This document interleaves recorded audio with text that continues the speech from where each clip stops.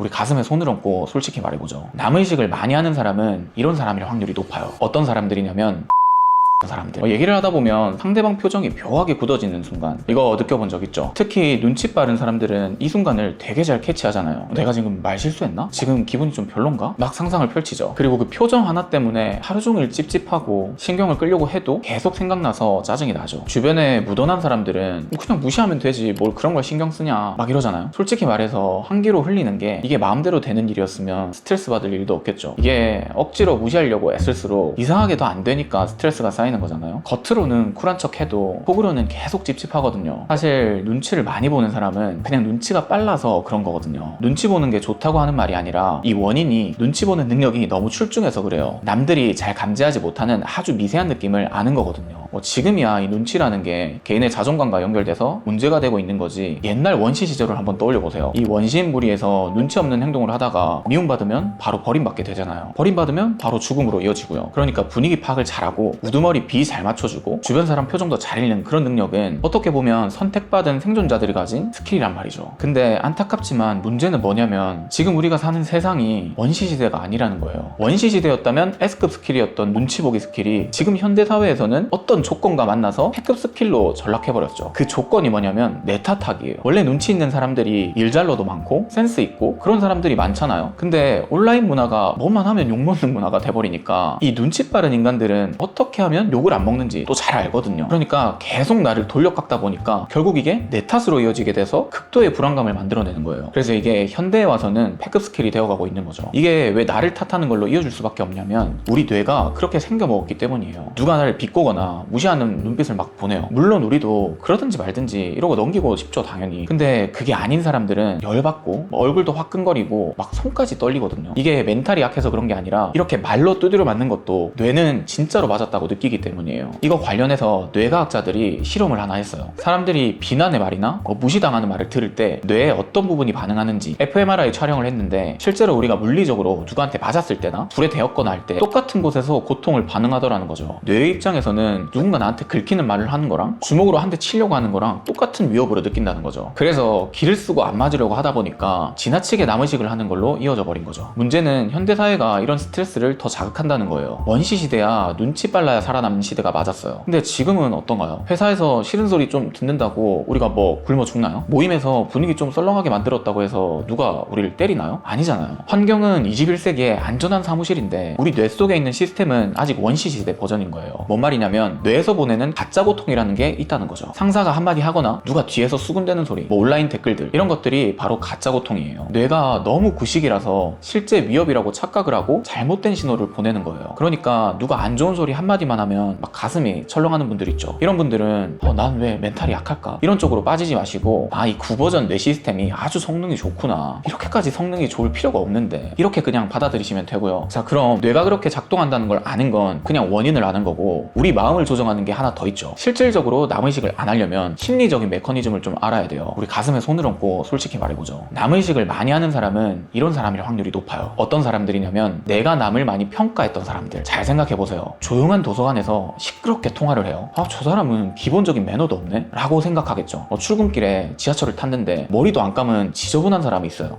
저 사람은 사람이 이렇게 많은데 쪽팔리지도 않나? 어때요? 누구나 한 번씩 속으로 생각하는 것들이죠. 그리고 너무 당연한 말들이죠. 근데 그런 잣대와 평가의 종류가 많으면 많을수록 내가 그런 상황에서 남을 평가하듯이 나도 그런 상황이 되면 당연히 남들도 나를 그렇게 생각하지 않을까? 라는 생각을 하게 되는 거예요. 내가 세상에 엄격하니까 세상도 나에게 엄격할 거라고 생각을 하는 거죠. 그래서 크고 작은 잣대로 평가를 많이 했던 사람일수록 본인을 더 올감하게 돼서 남의식을 더 많이 하게 되는 그야말로 현대의 가장 패급 스킬을 마스터하게 돼버리는 거죠. 자, 근데 이걸 반대로 말하면 어떻게 될까요? 내가 세상에 관대해지면 세상도 나에게 관대해진다는 얘기가 될 수도 있겠죠. 세상에 엄격한 잣대를 들이밀었다면 그 잣대를 내려놓는 것이 타인의 시선에서 자유로워지는 아마 유일한 방법일 거예요. 그리고 정말 중요한 한 가지가 더 있어요. 우리가 남 눈치를 보지 말아야 할 결정적인 이유. 뭐냐면 우리가 남한테 계속 맞추면서 살아가다 보면 나라는 사람의 가치가 점점 점점 낮아진다는 거예요. 남한테 엄청 잘 맞춰주는 사람들 있죠. 이런 사람들이 보통 남의식을 많이 하거나 눈치를 많이 보는 성향인데 높은 확률로 나중에 어떻게 되냐면 계속 맞춰주는 호의가 권리가 되어버리는 상황을 자주 맞이하게 돼요. 계속되는 호의에 감사함을 느끼는 사람도 물론 있겠지만 그걸 당연하게 생각하는 사람들이 분명히 생기기 마련이에요. 특히 집단 생활을 하면 반드시 그런 사람들이 생겨요. 자기 의견은 없고 남한테 다 맞춰주는 분들은 보통 거절당하거나 싫은 말을 안 듣고 싶어서 맞춰주는 거거든요. 친절함이라는 좋은 허울을 쓰고 있지만 사실은 거절당하는 게 두려운 거예요. 한국 사회가 정답만을 요구하는 사회잖아요. 또 우리는 모두 그렇게 학습을 해왔고요. 그래서 이해는 되지만 관점을 조금 바꾸는 게 좋아요. 사회생활이나 인간관계는 정답을 맞추는 시험이 아니에요. 차라리 퍼즐 맞추기라고 하면 더 맞을 거예요. 예를 들어 면접에서 떨어졌어요. 그럼 이 지원자는 능력 없는 불량품일까요? 전혀 아니죠. 그냥 우리 회사의 빈자리랑 모양이 안 맞았을 뿐이죠. 우리 회사는 지금 동그라미 모양의 조각이 필요한데 지원자가 너무 훌륭하고 뾰족한 세모인 거죠. 우리가 학교 다니면서 시험을 칠 때는 정답이 동그라미인데 내가 세모라고 한다? 그럼 틀린 거였어요. 근데 인간관계는 퍼즐판이에요. 세모의 뾰족한 부분이 딱 맞는 자리가 어딘가에 반드시 있어요. 거절당할 용기가 없어서 자꾸 남에게 맞춰줄 필요가 없단 말이죠. 거절당하는 이유가 내가 틀려서가 아니라 궁합이 안 맞았던 거니까요. 제일 안타까운 게 뭔지 아세요? 사실 우리는 세상에서 가장 훌륭한 세모이자 유일한